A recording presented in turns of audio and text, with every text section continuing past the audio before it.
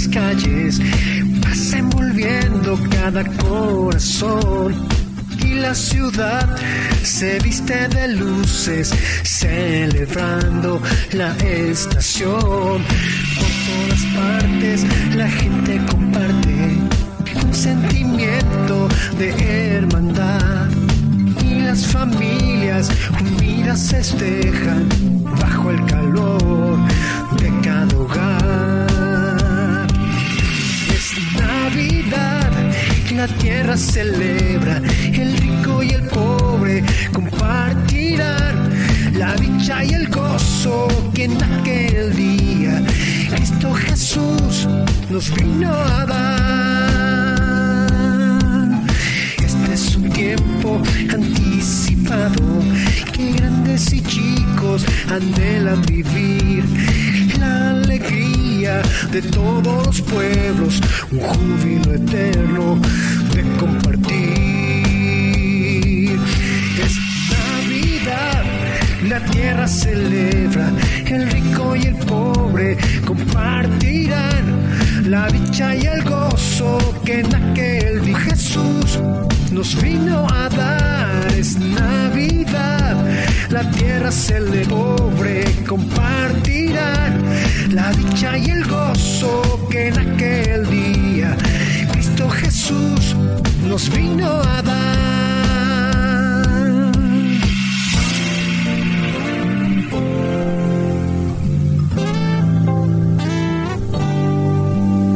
Nos une la paz, la fe, la esperanza, nos une el amor, la felicidad. Pinta tu vida con estas palabras, son los colores de la Navidad. Es Navidad, la tierra celebra, el rico y el pobre compartirán la dicha y el gozo que en aquel día Cristo Jesús nos vino a dar. Es Navidad, la tierra celebra, el rico y el pobre compartirán la dicha y el gozo que en aquel día Cristo Jesús nos vino a dar. Es Navidad, la tierra celebra, el rico y el pobre compartirán la dicha y el gozo que en aquel día Cristo Jesús nos vino a dar.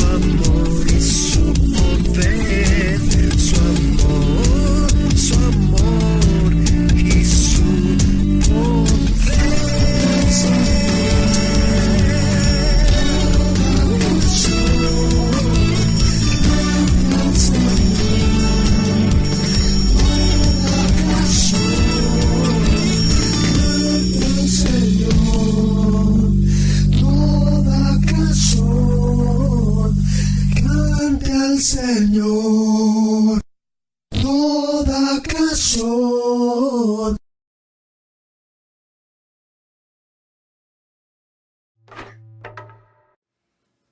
El Evangelio de Lucas. Lucas investigó a muchos de los primeros y escribió este registro. La historia comienza en los montes de Jerusalén, el lugar donde los antiguos profetas de Israel dijeron que Dios mismo vendría para establecer su reino sobre toda la tierra. En la ciudad está el templo administrado por los sacerdotes.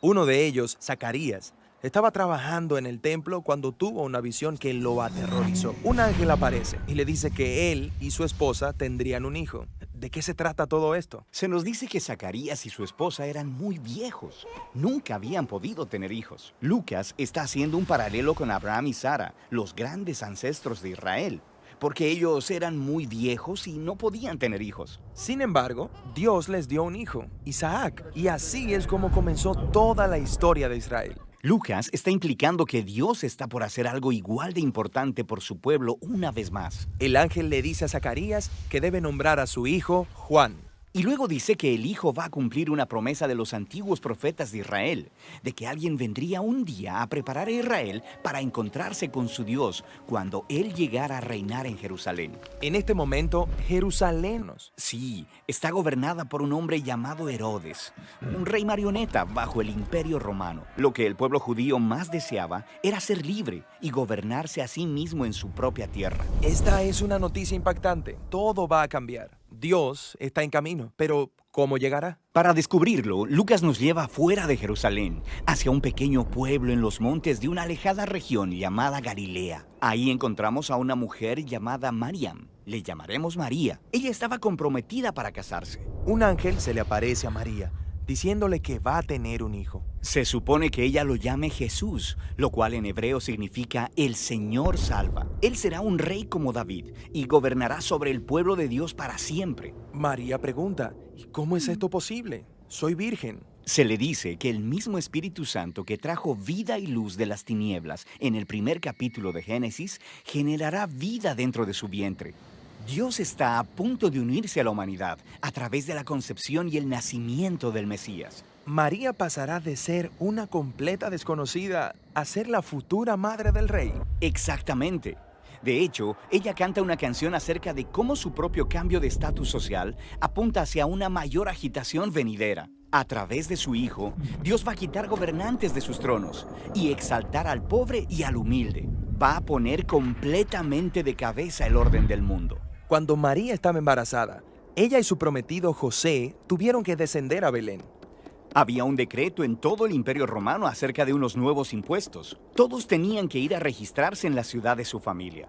Había tantos visitantes en Belén que ellos no pudieron encontrar una habitación para hospedarse. El único lugar que pudieron encontrar era un espacio donde los animales dormían. Ahí cerca estaban algunos pastores con sus rebaños. Un ángel se les aparece, lo que, claro, los asusta. Se les dice que celebren, porque esta noche ha nacido un Salvador en Belén. Se les dice que vayan y encuentren a este bebé. Sabrán que es el Mesías porque estará envuelto y recostado en un mugriento pesebre. Esto es bastante desagradable. Estos pastores, que tampoco son muy limpios que digamos, van y encuentran a Jesús recién nacido en este sucio lugar. Quedan completamente atónitos. Se van a casa preguntándose qué es lo que está a punto de suceder. Todo esto es muy extraño. Si Dios realmente está viniendo a salvar el mundo, esa no es la manera en que esperarías que llegara. Nacido de una chica adolescente, en un refugio para animales y celebrado por unos pastores desconocidos. Exacto. Todo está de cabeza en la historia de Lucas. Ese es el punto. Él está mostrando cómo es que el reino de Dios fue revelado primero en esos lugares sucios, entre los pobres, porque Jesús está aquí para traer salvación, volteando de cabeza el orden del mundo.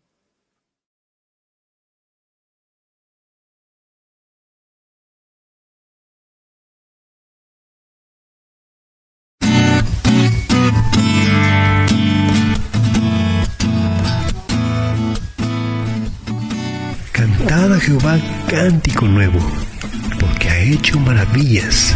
Su diestra lo ha salvado y su santo brazo. Jehová ha hecho notoria su salvación. A vista de las naciones ha descubierto su justicia. se ha acordado de su misericordia y de su verdad para con la casa de Israel. Todos los términos de la tierra han visto la salvación de nuestro Dios. Cantad alegres a Jehová toda la tierra. Levantad la voz y aplaudid y cantad salmos. Cantad a Jehová con arpa y voz de cántico. Aclamad con trompetas y sonidos de bocina delante del Rey Jehová. Brame el mar y su plenitud, el mundo y los que en él habitan. Los ríos batan las manos, los montes todos hagan regocijo delante de Jehová, porque vino a juzgar la tierra. Juzgará al mundo con justicia y a los pueblos con rectitud.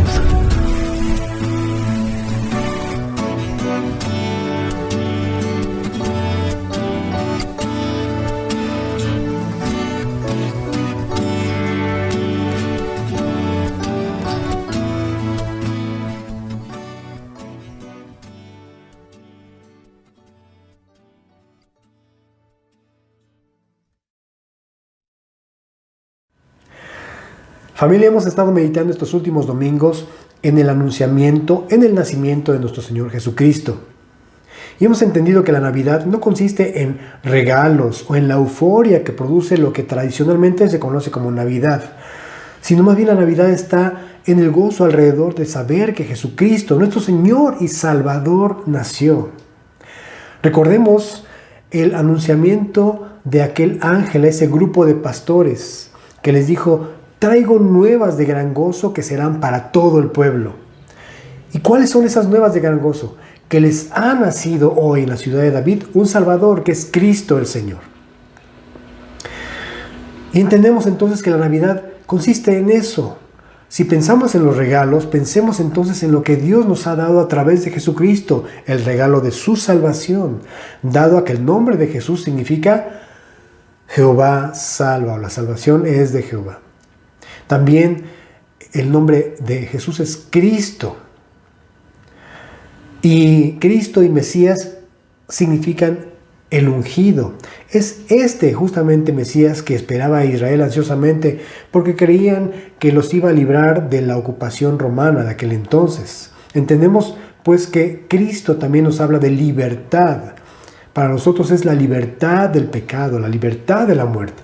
Pero hay un tercer regalo, que es el regalo de su presencia, porque uno de los nombres de Jesús es Emmanuel, que significa Dios con nosotros. Justamente hace 8 días Alvarito nos hablaba de que el nombre Emmanuel no solamente es Dios con nosotros, sino también Dios a favor de nosotros. Por eso es que nos gozamos por celebrar Navidad, no de forma tradicional, sino poniendo nuestro énfasis en el gozo de Jesucristo. Hoy terminamos con esta pequeña serie navideña. Ahora vamos a hablar de los personajes que forman parte del elenco que vivieron la primera Navidad. Acompáñame a Lucas en el capítulo 1 y vamos a leer entre los versos 5 al 14, por favor. Lucas 1, 5 al 14. Lo leemos juntos, dice así. Hubo en los días de Herodes, rey de Judea, un sacerdote llamado Zacarías, de la clase de Abías. Su mujer era de las hijas de Aarón, se llamaba Elisabet. Ambos eran justos delante de Dios y andaban irreprensibles en todos los mandamientos y ordenanzas del Señor. Pero no tenían hijo, porque Elisabet era estéril, y ambos eran ya de edad avanzada.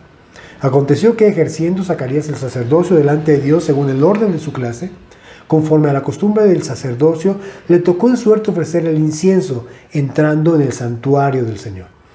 Y toda la multitud del pueblo estaba fuera orando a la hora del incienso. Y se le apareció un ángel del Señor puesto en pie a la derecha del altar del incienso. Y se turbó Zacarías al verle, y le sobrecogió temor. Pero el ángel le dijo: Zacarías, no temas, porque tu oración ha sido oída, y tu mujer Elisabet te dará a luz un hijo, y llamará su nombre Juan, y tendrás gozo y alegría, y muchos se regocijarán de su nacimiento. Padre, gracias por el regalo que nos has dado, enviando a tu único Hijo para redimirnos del pecado y de la muerte. Porque ese pequeño niño que nació en ese humilde pesebre llevó en sí mismo nuestras enfermedades y sufrió nuestros dolores. Fue contado entre ladrones y malhechores. Fue injustamente asesinado por nosotros. Ese pequeño niño sería quien es quien nos reconcilió contigo. Señor, tú lo has provisto para acercarnos a ti, para abrir un camino perfecto, el único para llegar a ti, Señor. Hoy nos gozamos por su nacimiento. Esto es lo que celebramos en esta Navidad, Señor. Gracias por ser Emmanuel, Señor. Dios con nosotros y a favor de nosotros. A ti sea la gloria en el nombre de Jesús. Amén. Lucas escribe su evangelio cuando Israel se encuentra en medio de una larga noche de oscuridad espiritual. Desde los 400 años de esclavitud en Egipto, 40 años de vagar en el desierto, el caos, la apostasía, victorias y derrotas durante el tiempo de los jueces. Posteriormente sí vino un lapso de poder y gloria durante el tiempo de David y Salomón, pero fue seguido por la división del reino y su historia de reyes corruptos y perversos. Después vendría el cautiverio y la disolución del reino del norte, el exilio de los 70 años, después el periodo de dominio gentil que culminó con el sometimiento y posterior destrucción de la ciudad de Israel por el imperio romano. Pero a lo largo de los siglos, lo que sostuvo el remanente fiel de creyentes en esta larga etapa de oscuridad fue la esperanza de que algún día la luz iba a romper esa oscuridad. Fíjate, cuando Zacarías ve a su pequeño bebé, fue lleno del Espíritu Santo y profetizó con gozo que el tiempo de salvación y de luz ya habían llegado. Dice Lucas en el capítulo 1, entre los versos 76 y 79, Zacarías profetizando dice: y tú, niño profeta del Altísimo, serás llamado, porque irás delante de la presencia del Señor para preparar sus caminos, para dar conocimiento de salvación a su pueblo, para perdón de sus pecados, por la entrañable misericordia de nuestro Dios, con que nos visitó desde lo alto la aurora, para dar luz a los que habitan en tinieblas y en sombra de muerte, para encaminar nuestros pies por camino de paz. Zacarías, junto con ese remanente que esperaban al Mesías, tenían en mente las promesas que Dios había dado a través del profeta Malaquías 4 siglos antes. Acompáñame a Malaquías 4, verso 2, que dice: mas a ustedes, los que temen mi nombre, nacerá el sol de justicia, la luz que anuncia Zacarías, que disiparía las tinieblas. Y en sus alas traerá salvación, y saltarán como becerros de la manada. Este versículo sin duda es un versículo muy paralelo a lo que leímos en Lucas, esa declaración de Zacarías. La luz había llegado, por fin, para disipar las tinieblas. Esta profecía de Malaquías entonces mira hacia el Mesías, quien liberará a quienes creen en él y se salvarán de las tinieblas del pecado. Confirma lo anunciado por el profeta Isaías en el capítulo 9, en el verso 1. Mas no habrá para siempre oscuridad. ¿Tú puedes decirlo conmigo en casa? Mas no habrá para siempre oscuridad. Sin duda estamos viviendo un tiempo muy similar a ese que vivió Zacarías. Pero tenemos la promesa de nuestro Señor Jesucristo, de que Él vendría nuevamente. Así es que no habrá para siempre oscuridad. El Antiguo Testamento concluye con la promesa de que nacería el sol de justicia que disiparía las tinieblas. Pero ya habían pasado 4 siglos desde esa promesa hecha a Malaquías. Y había sido ya un tiempo muy siniestro para todo Israel. El pueblo se había hundido más y más en la apostasía. La nación había abandonado la verdad para hundirse en una religión enfocada a rituales vacíos. Pero dice el Evangelio de Juan en el capítulo 1, verso 9. Aquella luz verdadera que alumbra a todo hombre venía a este mundo. Ciertamente entonces el anunciamiento del nacimiento de Jesús tiene que ver con eso, con la luz disipando las tinieblas. Uno de los personajes, sin duda, que resaltan dentro del elenco que presentan los evangelios durante el nacimiento de Jesús fue Herodes. Lucas 1, verso 5 dice como referencia: en los días de Herodes, rey de Judea. Herodes I, o el Grande, como se le conoce, es el primero y más conocido de la familia Herodes mencionada en el Nuevo Testamento, el cual era idumeo, extranjero a la ciudadanía de Israel y a los pactos de Dios con su pueblo, y un mero representante de los romanos. Gobernó, de acuerdo a la mayoría de historiadores, entre el año 37 y 4 a.C., y es la referencia que usa el Evangelio de Mateo y Lucas para situar el nacimiento de Jesús. Puesto que los edomitas descendientes de Esaú eran enemigos tradicionales de Israel, y quiero llamar tu atención por favor al respecto, entendemos entonces que Herodes no era judío, era edomita, y se consideraban estos enemigos de Israel. Así que debió tener la necesidad de congraciarse con el pueblo judío, por lo que llevó a cabo un vasto programa de obras públicas, entre ellas la reconstrucción del templo, un enemigo de Israel gobernando en Israel. Y para congratularse o congraciarse con el pueblo, hace este vasto de obras públicas, entre ellas el templo, que por cierto aún funcionaba durante el ministerio de Jesús. Mostró favor hacia el pueblo reduciendo 2 veces los impuestos, y durante una severa hambruna, Herodes incluso fundió objetos de oro de su palacio a fin de comprar alimento para los pobres. El populismo, sin duda, ya era parte del gobierno de ese entonces, como lo es ahora. Pero más que todo eso, quiero que tomes muy en cuenta las características inteligentes de este hombre, porque de manera pues muy hábil e inteligente se hizo muy popular entre los judíos. Fue de ahí que surgen los llamados herodianos, que veían en él a un líder político. Sin embargo, la verdad respecto a Herodes es que fue un ser despiadado, cruel, inmisericordia, y era increíblemente celoso y paranoico, con temor constante de que alguien le usurpara en el poder. La crueldad y la sed de sangre de Herodes se manifestaron, entre otras cosas, en el asesinato de su esposa, su hermano, su madre y varios de sus propios hijos. Su crueldad llegó al punto más bajo en la masacre de los inocentes, registrada en Mateo 2. Y es precisamente este tiempo de oscuridad, cuando Israel está subyugado por la tiranía en el poder político y religioso, y una gran indiferencia a los mandamientos del Señor por parte de todo el pueblo, es cuando va a aparecer la gloria de Israel. Es decir, cuando más tinieblas había, vino la luz.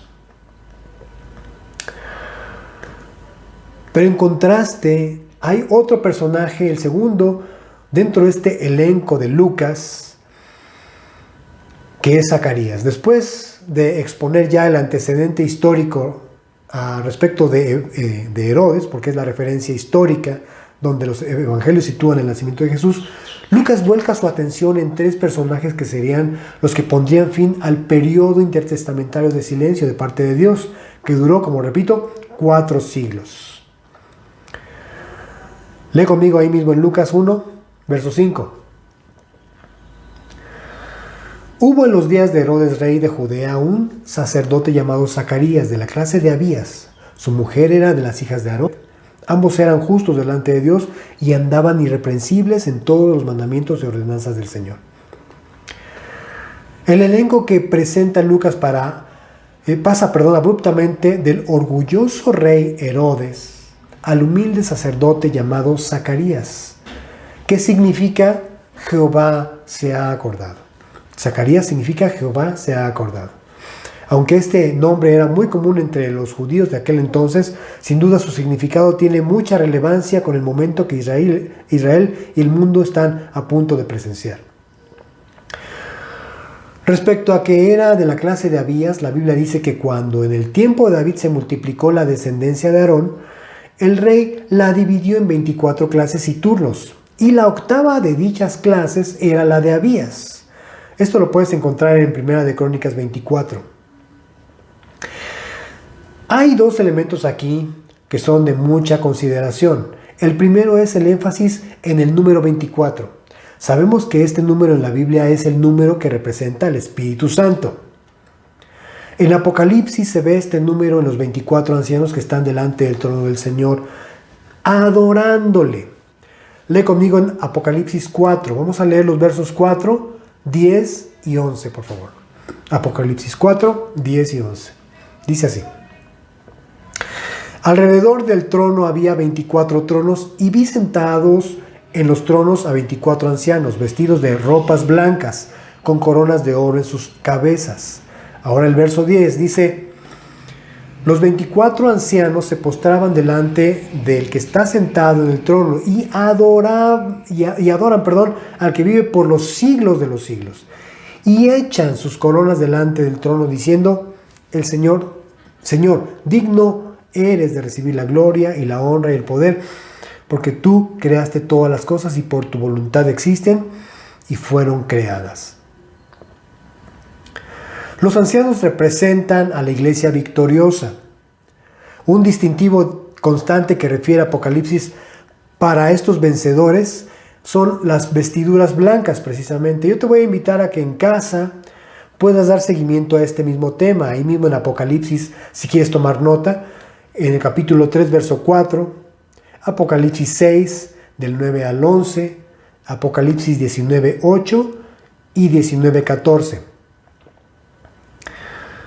Entonces, las 24 clases de sacerdotes que ministraban en el templo durante el tiempo de David, ya en el tiempo de Zacarías, pudieran bien ser el tipo de la iglesia victoriosa que está llamada a adorar al Señor eternamente. Dice Jesús en Juan capítulo 4, verso 23 al 24. Juan 4, 23 al 24. Mas la hora viene y ahora es, cuando los verdaderos adoradores adorarán al Padre en espíritu y en verdad, porque también el Padre, tales adoradores, busca que le adoren. Dios es espíritu, y los que le adoran en espíritu y en verdad es necesario que adoren. Entonces el sacerdocio podría estar representado por la iglesia. Pero también de forma interesante, como segundo elemento, ya vimos el 24, ahora dice que la clase de Abías era de las 24 la octava. El número 8 en la Biblia habla de un nuevo comienzo. Un caso respecto a esto en la Biblia ocurre durante el diluvio. En Génesis capítulo 7, fueron 8 personas las que entraron en el arca.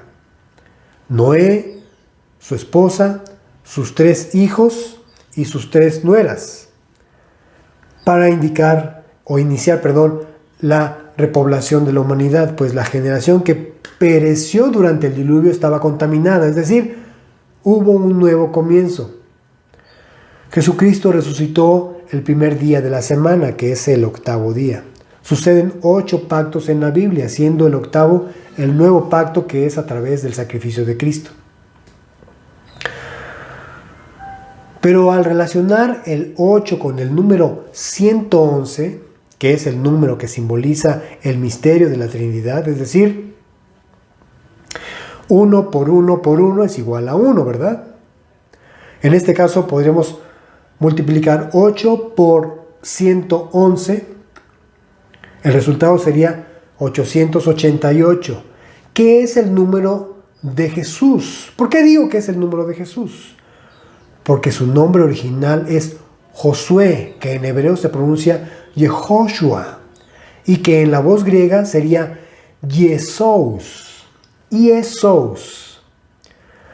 Estas letras, al cambiarlas a valores numéricos, son la I en griego es iota y vale 10. La E en griego es eta y vale 8. La S en griego es sigma y vale 200. La O en griego es omicron y vale 70.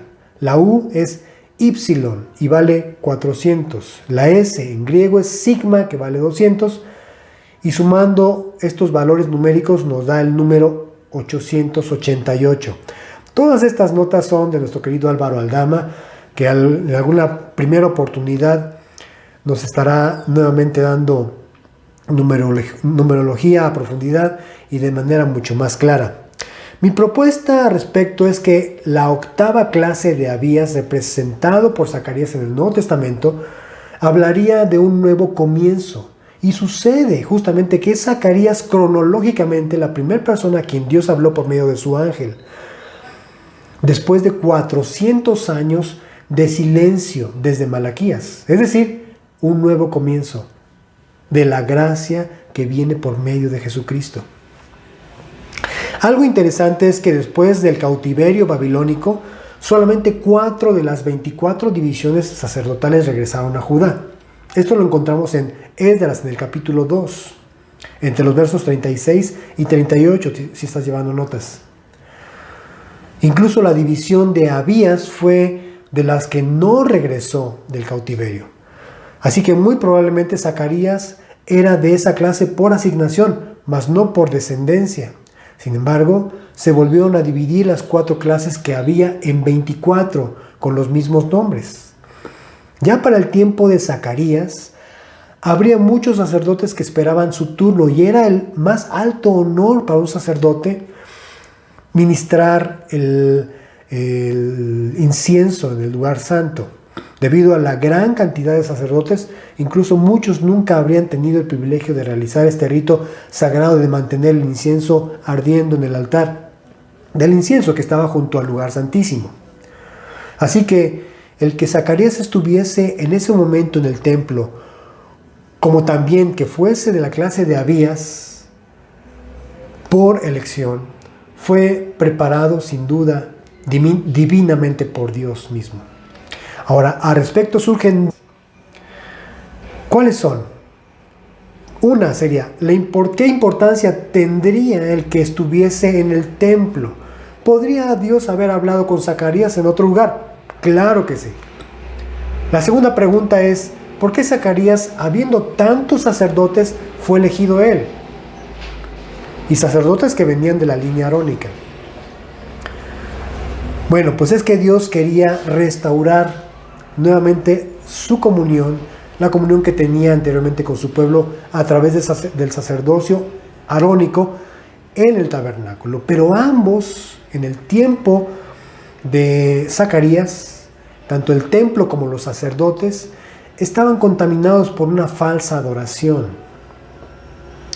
El sacerdocio en ese tiempo estaba corrompido, a excepción de Zacarías. Y era menester delante de Dios que cada sacerdote fuese verdaderamente santificado para ministrar delante de él. Así es que es interesante la vida de Zacarías y el anunciamiento o esta preparación del nacimiento de Jesús a través de su ministerio.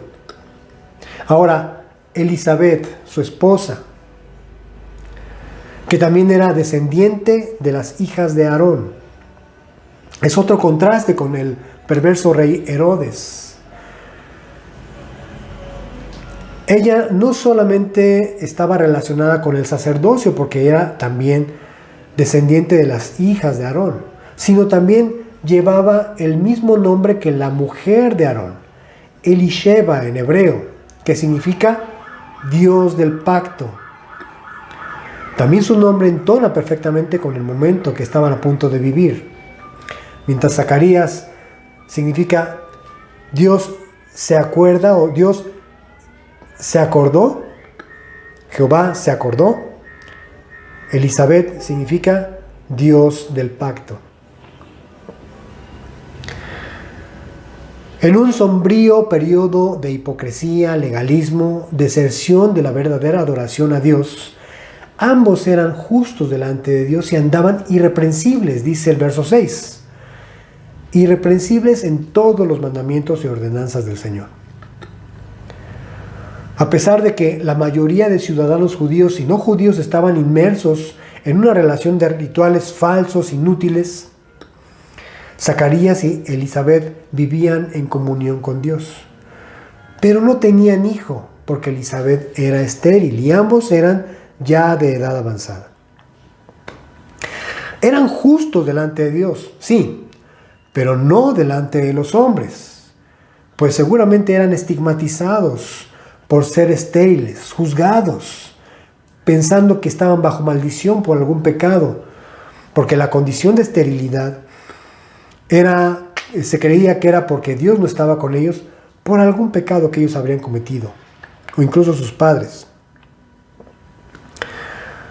Sin duda sufrían por no tener hijos y por haber sido señalados, estigmatizados, marginados durante muchos años por la gente, pero eso no les hizo bajar las manos. Ellos andaban irreprensibles en todos los mandamientos y ordenanzas del Señor. Dice Jesús en Mateo 5, entre los versos 13 y 12, en ese llamado Sermón del Monte: bienaventurados los pobres en espíritu, porque de ellos es el reino de los cielos. Bienaventurados los que lloran, porque ellos recibirán consolación. Bienaventurados los mansos, porque ellos recibirán la tierra por heredad. Bienaventurados los que tienen hambre y sed de justicia, porque ellos serán saciados. Bienaventurados los misericordiosos, porque ellos alcanzarán misericordia. Bienaventurados los de limpio corazón, porque ellos verán a Dios. Bienaventurados los pacificadores, porque ellos serán llamados hijos de Dios. Bienaventurados los que padecen persecución por causa de la justicia, porque de ellos es el reino de los cielos. Bienaventurados son cuando por mi causa les vituperen y les persigan y digan toda clase de mal contra ustedes mintiendo. Gócense y alégrense, porque su galardón es grande en los cielos, porque así persiguieron a los profetas que fueron antes de ustedes. La luz comenzaba entonces a brillar. Ellos eran las luminarias que comenzaban a brillar en medio de las tinieblas. Últimamente he sentido una especie de nube gris sobre el mundo, y México no es la excepción. Este fue un año caótico, no solamente por el tema de la pandemia, que se ha vuelto la causa número 1 de muerte en el mundo, ha provocado un colapso económico muy grande. Esa nube oscura es espiritual. Está influyendo a la mayoría a vivir en engaño a través de la religión, a través de la autocomplacencia, a través de la confianza ciega en los hombres, especialmente en el poder político. Está influyendo dentro de los nuevos pensamientos ligados a los derechos humanos, representados por las llamadas ideologías de género, que con mucha paciencia están transformando el pensamiento alrededor de comportamientos que solo pertenecían a unas minorías, pero que terminará siendo en unos años uno de los principales dominadores del mundo. La visión que tienen los promotores de este pensamiento ideológico es posicionar sus postulados en la mente de cada ser humano, de modo que en 10 años sea algo totalmente normal el matrimonio entre personas del mismo sexo, tanto que sea bien aceptado como parte de la enseñanza básica en las escuelas. Ya hoy esto ya está siendo muy peleado, ¿verdad? Los ministros de culto público estarán obligados a oficiar en bodas de personas del mismo sexo. Poco a poco, como la rana se cuece a fuego lento, la sociedad, incluso la iglesia, irá adaptándose a esta nueva forma de pensamiento en el mundo, hasta que la situación volque en una gran apostasía. Pero en medio de esta nube gris que cada vez va siendo más oscura, habrá cristianos como Zacarías y como Elizabeth, que a pesar de vivir un tiempo de hipocresía religiosa y apóstata, ambos eran justos delante de Dios y andaban irreprensibles en todos los mandamientos y ordenanzas del Señor. ¿Los habrá? Porque ellos fueron los destellos de luz que se reflejan o se infiltraban entre esa oscuridad para dar pie a la primera venida del Mesías. Zacarías y Elizabeth representan a la iglesia fiel de ahora, a los cristianos que deciden ser discípulos y no solamente creyentes, que anuncian la venida de Cristo en breve. Pueden ser juzgados, menospreciados por el mundo, así como lo fueron ellos cuando eran juzgados y criticados por no tener hijos, pero aún así deciden seguir adelante y no bajar las manos. Y así fueron testigos de que Dios cumple su promesa, Dice Gálatas capítulo 4, verso 4 al 5. Gálatas 4, verso 4 al 5 dice: pero cuando vino el cumplimiento del tiempo, Dios envió a su Hijo, nacido de mujer y nacido bajo la ley, para que redimiese a los que estaban bajo la ley, a fin de que recibiésemos la adopción de hijos. Cuando vino el cumplimiento del tiempo, Dios envió a su Hijo. Y esto volverá a suceder, mis queridos hermanos. En 1719, el clérigo y poeta Isaac Watts compuso uno de los himnos más conocidos en el mundo, que se canta especialmente durante esta época navideña, aunque originalmente no era un canto navideño, y se llama Al Mundo Paz, que acabamos de cantar juntos hace un momento. Este himno es una inspiración que tuvo Isaac del Salmo 98, especialmente entre los versos 4 y 9. Dice así, el verso 1: canten alegres a Jehová toda la tierra, levanten la voz y aplaudan y canten salmos delante de Jehová, porque vino, dice el verso 9, delante de Jehová, porque vino a juzgar la tierra, juzgará al mundo con justicia y a los pueblos con rectitud. Este salmo es un anuncio profético de la venida del Señor, que de hecho en el verso 3 dice: se ha acordado de su misericordia y de su verdad para con la casa de Israel. Todos los términos de la tierra han visto la salvación de nuestro Dios. Observa donde dice se ha acordado. La palabra acordado es en hebreo sakar. ¿Alguien se acuerda quién se llama así y que acabamos de mencionar? Sí, justamente Zacarías. Jehová se ha acordado, ¿verdad? Todo el salmo es una invitación a celebrar la venida del Salvador, a cantar y proclamar con instrumentos, porque ha hecho notoria su salvación. Por eso el título original del himno de Isaac Watts es Gozo al mundo. Pero observen que el verso 9 dice juzgará, porque el salmo de forma profética no solo anuncia el nacimiento de Cristo, sino también su segunda venida.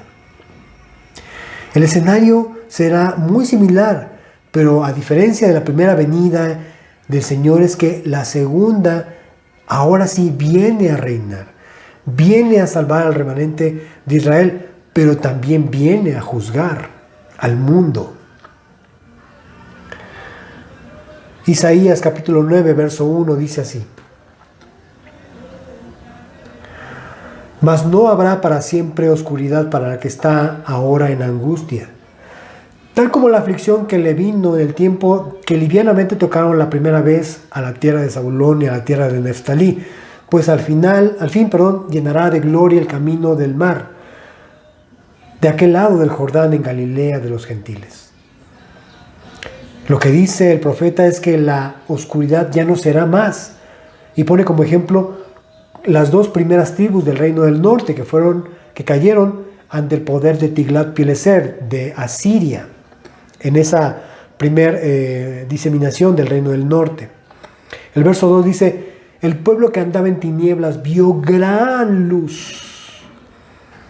Los que moraban en tierra de sombra de muerte, luz resplandeció sobre de ellos. Esto es justo lo que vivió Israel durante el tiempo más oscuro de su historia. Dios vino al mundo como un bebé para diseminar, para destruir las tinieblas que había en ese entonces. Porque un niño, dice el verso 6, nos es nacido, hijo nos es dado, y el principado sobre su hombro, y se llamará su nombre admirable, consejero, Dios fuerte, Padre eterno, príncipe de paz. Lo dilatado de su imperio y la paz no tendrán límites sobre el trono de David y sobre su reino, disponiéndolo y confirmándolo en juicio y en justicia desde ahora y para siempre. El celo de Jehová de los ejércitos hará esto. Pero no solo le vieron nacer, también a Jesús le vieron morir y ser puesto en la cruz. Y de esta manera Él cumplió con la misión de destruir las tinieblas del pecado. con esa dura cruz. Vivimos en un tiempo de densas tinieblas, un tiempo muy similar al tiempo de Herodes, como dice el verso 5, en tiempo de Herodes, rey de Judá. La pregunta es, ¿habrá más personas como Zacarías y Elizabeth en este tiempo, que eran justos delante de Dios, andando irreprensibles en sus mandamientos? Seguramente había más personas justas delante del Señor, sin duda, en ese tiempo. Solo para mencionar algunos del elenco que Lucas presenta como siervos del Señor, que esperaban verdaderamente en Él, es José, María, Simeón, era un hombre justo y piadoso. En Lucas 2:25 también se describe a Ana, la profetisa, hija de Fanuel, de la tribu de Aser, de edad muy avanzada, pues había vivido con su marido 7 años desde su virginidad y era viuda hace 80 años y no se apartaba del templo, sirviendo de noche y de día con ayunos y oraciones. Pudiera haber más siervos del Señor, sin duda, pero el que solo mencionara Lucas a estos nos da un mensaje también. Eran pocos los justos, los hombres y mujeres que realmente esperaban al Mesías. Eran pocos cuando nació Jesús. El escenario de hoy es muy similar al de aquel entonces. Hoy vivimos un tiempo de mucha oscuridad, de una densa oscuridad. Es un tiempo de mucha hipocresía religiosa. Estamos viendo la aparición de muchos falsos mesías. La iglesia hoy es una iglesia acomodadiza. Lo único que falta para completar el escenario de aquel entonces, hoy en día, y que ya viene pronto, es el Herodes de nuestro tiempo. Porque ustedes pudieron ver que aquel Herodes del primer siglo era, primero, enemigo de Israel. ¿Cómo vas a ver a un enemigo de Israel reinando en Israel? Pero astuta e inteligentemente se granjeó al pueblo a través de obras públicas, a través de beneficencias, ayuda a los pobres, etcétera, etcétera, hasta lograr establecer un partido que lo siguiese como líder político. Pero realmente el hombre era un hombre perverso, era un hombre temerario, asesino, malvado. Herodes es un tipo del anticristo. Y una vez que aparezca a vista de todos, vendrá, ahora sí, la luz de nuevo. Como dice el Salmo 89 en el verso 9, vendrá a juzgar al mundo con justicia y con rectitud. La pregunta que vuelvo a hacer es, ¿cuántos Zacarías, cuántas Elizabeth, cuántos Simeón habrá en este tiempo? ¿Cuántas Anas, cuántas Marías o cuántos Josés, cuántos Juan el Bautista se levantarán en este tiempo para brillar y no esconder su luz debajo de un almud o debajo de la cama, sino para alumbrar a todo hombre? Creo que el camino ya está preparándose, pero ¿habremos de ser como ellos que prepararon la venida del Señor como destellos en medio de la oscuridad? Este es el tiempo de meditar. La Navidad, el nacimiento de Jesús, tiene que ver con todas estas promesas, porque todo comienza ahí. Por eso es que haya o no dinero, haya o no haya pandemia, nosotros debemos celebrar con gozo la Navidad. Haya o no regalos o luces que adornen nuestras casas, tenemos que celebrar la Navidad, porque eso es el acontecimiento más importante de todo el universo. Amén. Así es que pidámosle a Dios que Él nos ayude a hacer esas luces que anuncien su segunda venida. Padre, gracias por Jesucristo.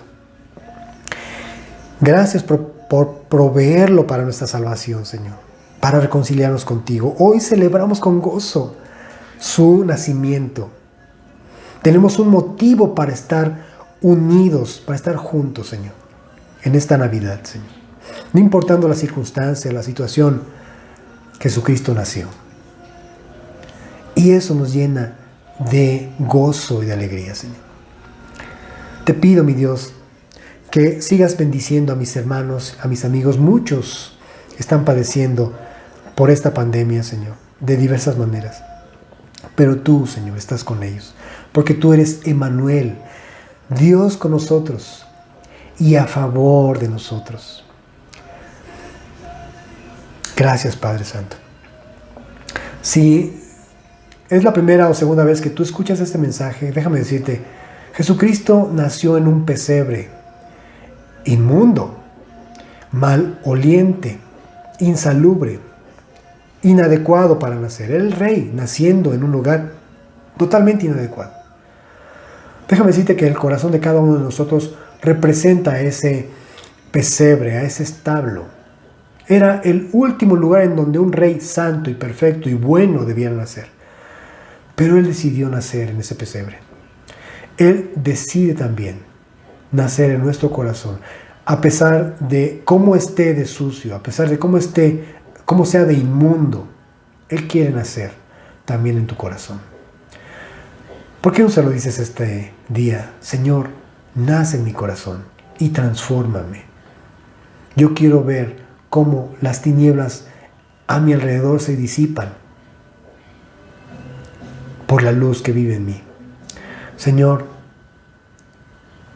reconozco que tú eres el Señor y reconozco que yo soy un pecador con un corazón más sucio incluso que ese mismo pesebre. Pero te pido que tengas misericordia de mí, perdones mis pecados y nazcas en mi corazón, Señor. Aunque no lo merezco, te pido que nazcas en mi corazón, Señor. En Él hay lugar para ti. Límpiame, para que después de ser un pesebre sucio y andrajoso, como lo describe tu palabra, sea ahora un templo santo, donde habitas, Señor, a través de tu Espíritu. Gracias, Padre, por Jesucristo, en el nombre de Jesús. Amén. Este es el regalo de salvación. Es el regalo de Navidad por parte del Padre, su Hijo Jesucristo en nuestras vidas. Que Dios les bendiga mucho, hermanos.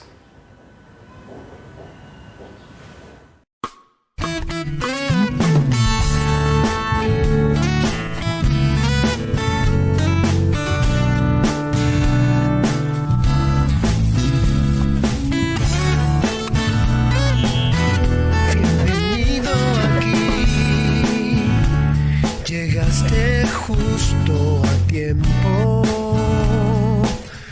Bienvenido aquí a este mundo de gozo y dolor.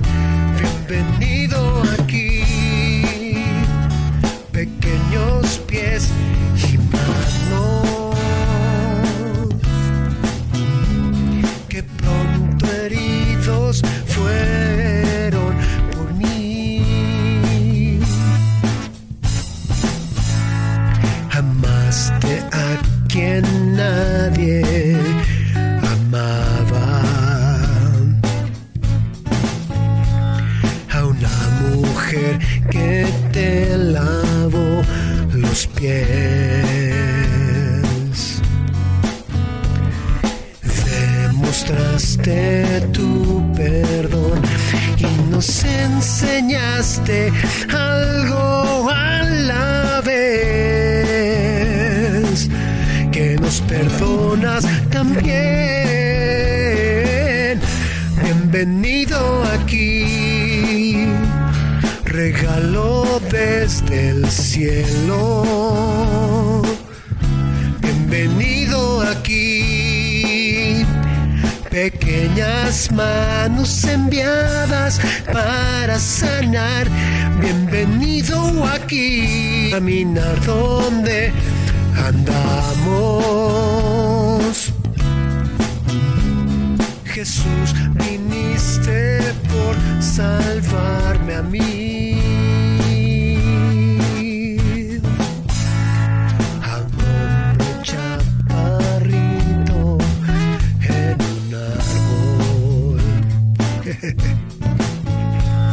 Te conoció y su vida cambió.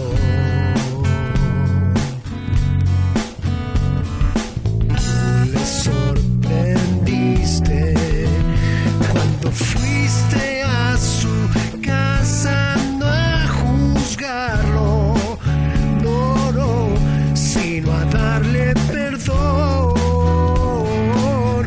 Bienvenido aquí, llegaste justo a tiempo.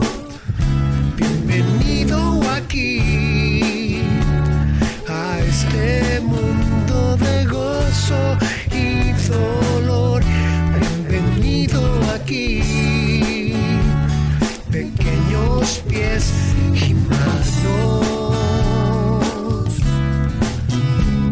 que pronto heridos fueron por mí.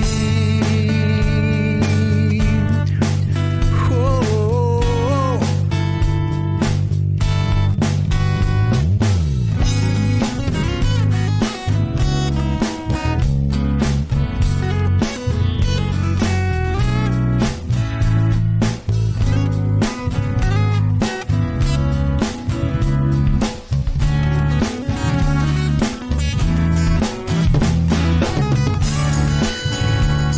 Regalo desde el cielo. Bienvenido aquí, pequeñas manos enviadas para sanar.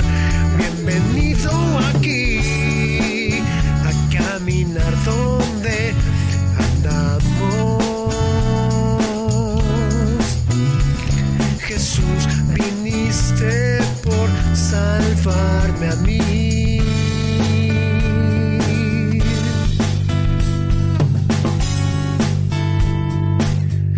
Bienvenido aquí.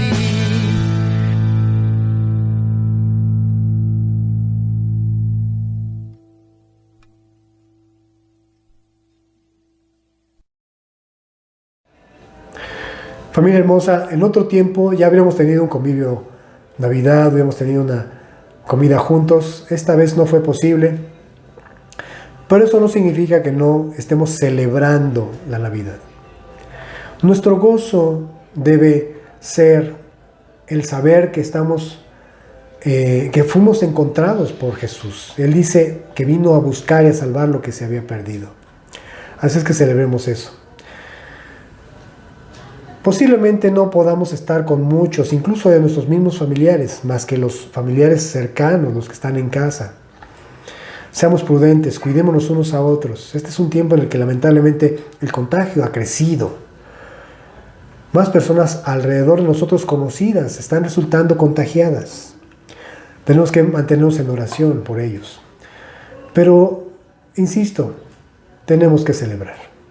Así es que yo les mando un fuerte abrazo y les deseo que tengan una muy feliz Navidad. Que el Señor les bendiga mucho. Todos los abrazos que han estado pendientes desde hace más de 9 meses, si Dios quiere, nos los daremos en algún momento más adelante. Hoy cuidémonos y sigamos orando unos por otros, pero celebremos la Navidad. Les mando un fuerte abrazo, una vez más, feliz Navidad, cuídense mucho, estamos en contacto, que Dios bendiga.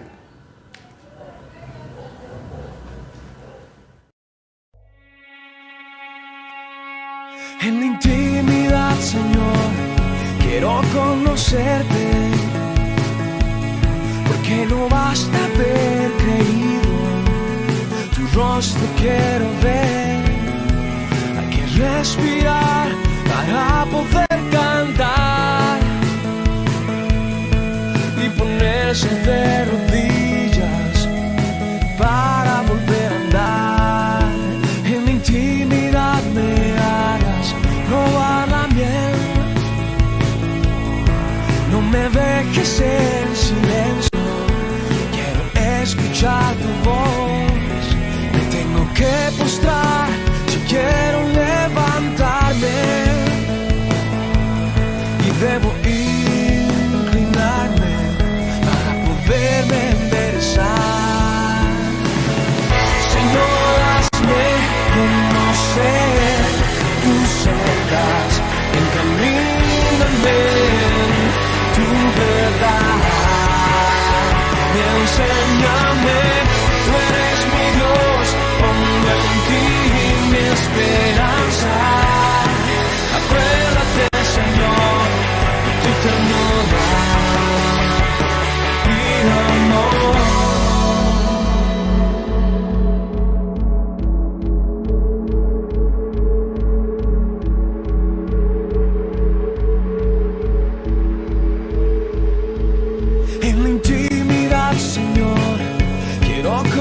conocerte, porque no